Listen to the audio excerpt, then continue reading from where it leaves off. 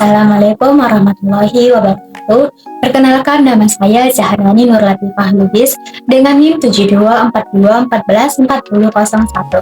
Pada kesempatan kali ini saya akan menjelaskan tentang bagian-bagian surat resmi untuk memenuhi tugas mata kuliah korespondensi dinas dengan dosen pengampu Ibu Elis Siregar, SPD MPD. Berikut ini merupakan contoh surat resmi saya mengenai kegiatan lomba konten. Berikut mengenai penjelasannya. Jadi, bagian yang pertama dalam surat resmi adalah kop surat atau kepala surat. Kepala surat merupakan bagian yang paling atas yang ada di dalam surat. Bagian ini memuat nama instansi atau lembaga yang berfungsi sebagai identitas pengirim surat, serta ada logo, alamat lembaga instansi sebagai penanda pengirim surat, dan ada juga nomor telepon atau HP serta email. Dan yang kedua adalah tempat dan tanggal surat. Pencantuman tempat dan tanggal surat bertujuan untuk memberikan informasi mengenai kapan dan dari mana surat tersebut dikirim. Dan yang ketiga adalah nomor surat.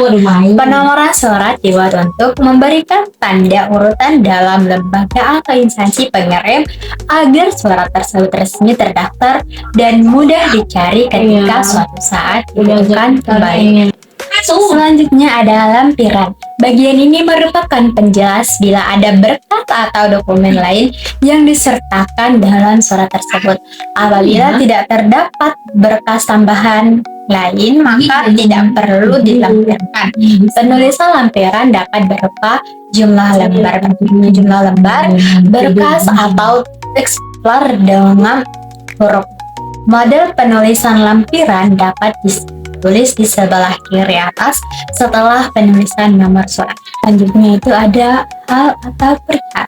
Perihal diisi sesuai dengan maksud dari surat.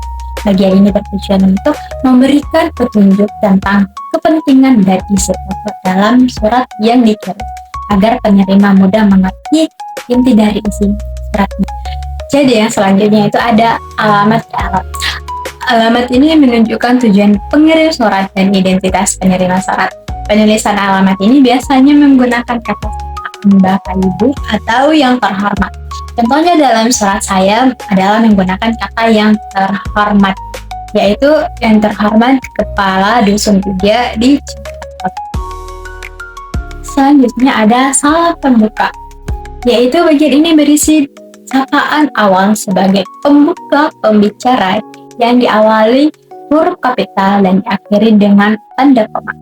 Contoh yang biasa digunakan adalah dengan kata yang terhormat, salam sejahtera, assalamualaikum, dan lainnya. Dan yang digunakan dalam surat saya ini menggunakan assalamualaikum.